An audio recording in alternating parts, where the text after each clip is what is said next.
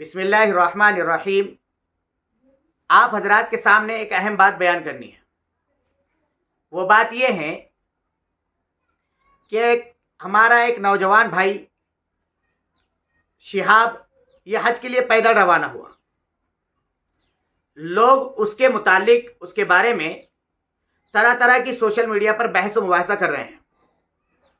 अलग अलग बातें उसके बारे में कह रहे हैं। कोई कहता है कि उसने हदीस की मुखालफत की है, कोई कुछ कहता है, कोई कुछ कहता है। मैं आपको बताऊं, यह हमारा भाई नज़र पूरी करने के लिए निकला है, मन्नत मानी है, या ये भाई शौक और जज्बे की वजह से निकला है, इसको जब तक हल नहीं करते उस वक्त तक ये कन्फ्यूज़न दूर नहीं होता, ये जहनों की सफाई नहीं हो सकती। क्या है वो असल में हमको पहले ये मालूम करना पड़ेगा कि नज़र किसे कहते हैं, मन्नत किसे कहते हैं। नज़र की और मन्नत की दो किस्में हैं, एक इताअत वाली मन्नत, एक मासियत वाली मन्नत,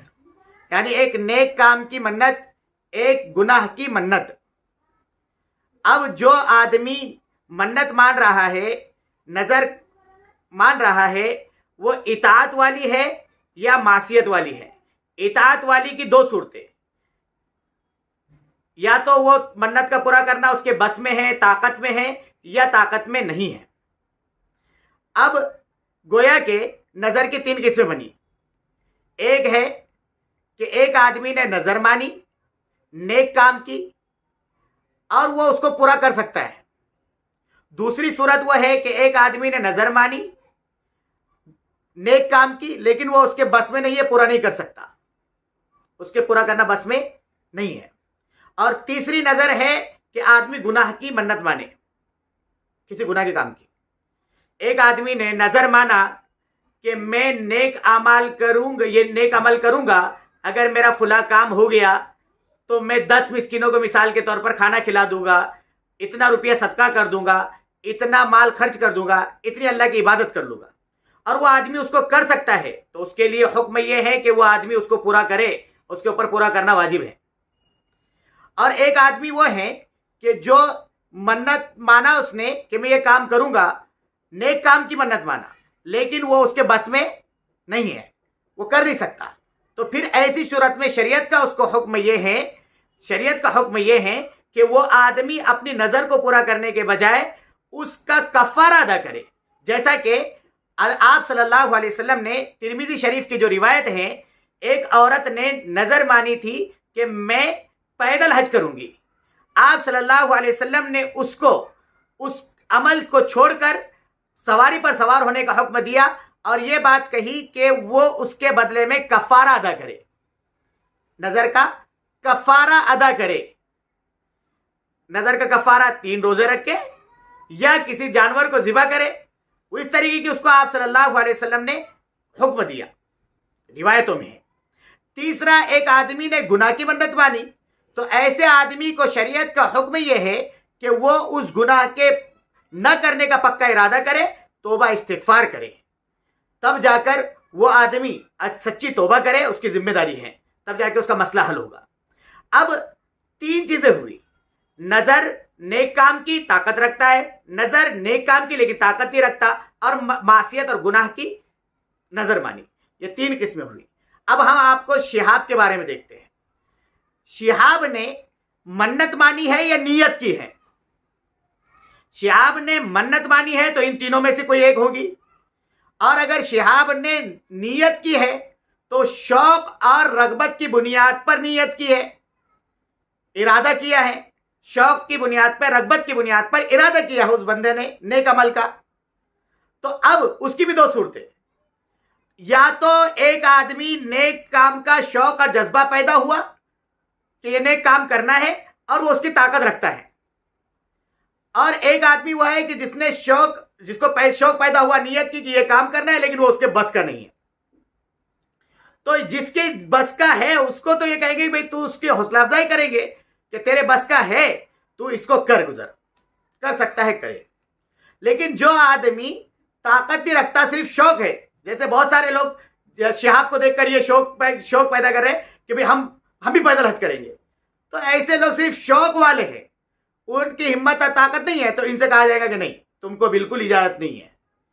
کیونکہ ہم ایسے واقعات آئے دن سننے میں آتے ہیں، لوگ ہمارے پاس اطلاع لے کر آتے ہیں کہ فلاں صاحب حج کے لیے پیدل نکلے، سائیکل پر روانہ ہوئے، فلاں جگہ پر گئے اور وہ لوگوں سے مانگتے ہیں پھر رہے کہ بھئی میرے پاس کچھ نہیں ہے، مجھے حج کے لیے جانا ہے، مجھے عمرے کے لیے جانا ہے، میں پیدل نکلا ہوا ہوں، میری مدد کرو۔ یہ تو بالکل غلط ہے، یہ بالکل اس کی اجازت نہیں ہے۔ تو اس عمل کی شوق، جس آدمی نے شوق اور جذبے کی بنیاد پر کوئی عمل کر رہا ہے،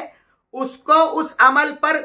اس کے تو یہ کہتے ہیں کہ بھئی تو یہ عمل کر، لیکن اس کی ترغیب نہیں دی جائے گی، اس کی ترغیب نہیں، کیونکہ اس کا تعلق شوق اور جذبے سے ہے اور طاقت اور ہمت سے ہے۔ تو اب ہمت اور طاقت جس میں ہے وہ اس عمل کو کر رہا ہے۔ اب رہا شہاب کا مسئلہ، تو شہاب جب روانہ ہوا ہے تو اس نے اس سے پہلے اس کی سارے انتظامات کیے، اس کی تیاریاں کی، اس کی ساری فارمیلٹیز پوری کی، اور اس کے بعد وہ سفر کے اوپر روانہ ہوا ہے۔ تو اس کا شوق اور جذبے کے ساتھ ساتھ اس بندے کی طاقت اور استطاعت بھی اس کی ہے، تو پھر اس آدمی کے اوپر اس طریقے کی باتیں کرنا کہ یہ وہ حدیثیں پیش کرنا جو نظر سے تعلق رکھتی ہیں، یہ صحیح نہیں ہے، یہ اس کے اوپر ظلم ہے ایک طرح کا، یہ بات صحیح نہیں ہے۔ ہاں اس کے طاقت میں نہ ہوتا پھر اس کو کہہ دیتے، اس کو ترغیب دیتے، اس سے ملاقات کرتے اور اس سے جا کر کہتے کہ بھئی تیرے بس کا نہیں ہے، ہم دیکھ رہے ہیں کہ ہزاروں کلومیٹر کا سفر وہ پیدل کر چکا ہے تے، تو اس لیے اس عمل پہ اس کو نہیں۔ ہاں دوسری بات، ایک اور بہت اہم بات رہ گئی، یہ بات کہ وہ شہرت کے لیے کر رہا ہے اور شہرت کی بنیاد پر، نام و نمود کی بنیاد پر، ریاکاری کی بنیاد پر ہے، تو اس کا تعلق تو آدمی کے دل سے ہے، اس کے نفس سے ہے، کہ اب اس کے اندر کتنا اخلاص ہے، کتنا وہ آدمی چاہ رہا ہے اپنے آپ کو چھپانا، اس کا دلی تعلق ہے، وہ جانے، اس کا ممال، اس کے اعمال جانے۔ یاد رکھیے گا کہ جہاں پر علماء نے گنجائش دی ہے پیدل حج کی، وہاں پر ایک بات ضرور نقل کی ہے کہ آدمی پیدل حج کے لیے جا رہا ہے۔ جیسے میں آپ کو ایک بات بتاؤں، یہ کفایت المفتی ہے، جلد نمبر 4 صفحہ نمبر 246 پر ایک صاحب نے حضرت سے پوچھا کہ حضرت پیدل حج کرنا کیا ہے، وہ 5-6 باتیں پوچھی، تو حضرت نے کہا فی نفسی ہی جائز ہے، وہ فی نفسی جائز ہے، لیکن اگر نام و نمود اور شہرت کے لیے کر رہا ہے تو پھر ایسی صورت میں اس کے لیے وبال جان ہے۔ یہ بالکل بات ہے۔ اب ہمارا اپنا یہ ہے کہ بھئی وہ بھائی جو کر رہا ہے